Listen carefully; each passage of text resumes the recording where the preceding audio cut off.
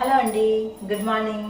టేస్టీగా హెల్దీగా ఉండే చేపల పులుసు చేయటం కూడా చాలా ఈజీ అండి. చాలా ఫాస్ట్గా అయిపోతుంది. రుచిలో ఏమాత్రం కూడా తీసిపోదు. చేపల పులుసు నేను మీకు చూపిస్తాను. 2 కేజీలు ఉన్నాయన్నమాట. ఇవి కొరమేను చేప. ఎవరైనా కొంచెం చేపలు తింటే ఇబ్బంది అనుకోండి, అంటే ముళ్ళు అవి తీసుకోవటం కష్టంగా ఉంటుంది కదా. ఈ కొరమేను చేపలు లాంటివి తీసుకుంటే ముళ్ళు కూడా చాలా తక్కువగా ఉంటాయి కాబట్టి ఈజీగా ఉంటుంది తినడానికి. అలాగే టేస్ట్ కూడా చాలా బాగుంటుంది. వీటిని మార్కెట్లో శుభ్రం చేయించుకొని తెచ్చాను. అయినా సరే మళ్ళీ ఇంట్లో కూడా మనం ఒకసారి క్లీన్ చేసుకుందాము. వారానికి 2 సార్లు అయినా కూడా నాన్ వెజ్ తింటూ ఉండండి.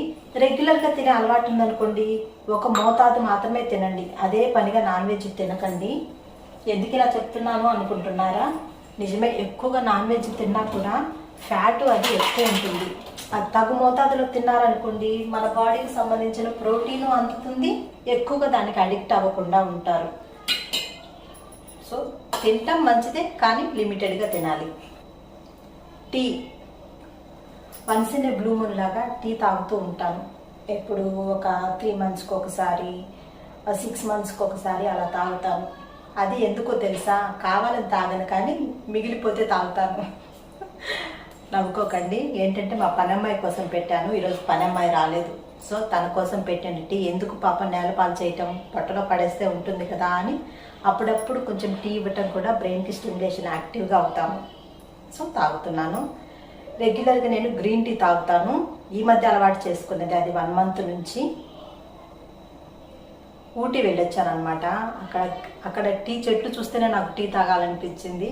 ఎందుకంటే హెల్త్కి కూడా మంచిది కదా, ఆ ఉద్దేశంతో గ్రీన్ టీ స్టార్ట్ చేశాను. సో ఆ రెసిపీ కూడా మీకు షేర్ చేస్తాను. అది ఒక డీటాక్సిక్ లాగా పనిచేస్తుంది, అలాగే వెయిట్ లాస్కి హెల్ప్ అవుతుంది, ఇంకా మన ఆరోగ్యానికి కూడా బాగుంటుంది. ముందు ఎపిసోడ్లో నేను పోస్ట్ చేస్తాను. ఇప్పుడైతే ప్రస్తుతానికి టీ తాగేసి చేపల పులుసు స్టార్ట్ చేసేద్దాం, ఓకేనా? ఒక విషయం చెప్పడం మర్చిపోయానండి. ఈ టీ చాలా టేస్టీగా ఉంటుంది. అసలు అలవాటు లేని వాళ్ళు కూడా మళ్ళీ తాగే అంత టేస్టీగా ఉంటుంది. ఏంటి అంటే ఊటీ స్పెషల్ టీ అనమాట. ఓన్లీ వాటి లీవ్స్ ఒక్కటే కాదు, ఇందులో స్పైసెస్ కూడా యాడ్ చేశారు. ఆ స్పైసెస్ కూడా ఎంత బ్యాలెన్స్గా వేశారు అంటే చాలా బాగుంటుంది టేస్ట్. ఒకసారి టేస్ట్ చేస్తే టీ ఇంత బాగుంటుందా, ఇంత మంచి టీ మిస్ అవుతున్నామా అనిపిస్తుంది ఈ టీ తాగితే. ఎందుకంటే వాళ్ళు కరెక్ట్ బ్యాలెన్స్డ్గా స్పైసెస్ వాడతారు. ఊటీలో స్పైసెస్ అవి ఎక్కువగా అవైలబుల్ ఉంటాయి అన్నమాట, ఫ్రెష్గా దొరుకుతాయి. సో నేను కొన్ని స్పైసెస్ కూడా తెచ్చుకున్నాను అక్కడ నుంచి.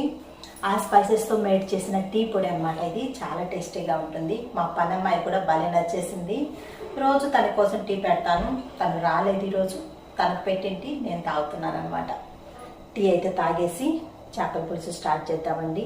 ఎక్కువగా సోది చెప్తున్నాను అనుకోకండి, ఏదో సరదాగా మీతో మాట్లాడాలనిపించింది, అందుకే. ఓకేనా?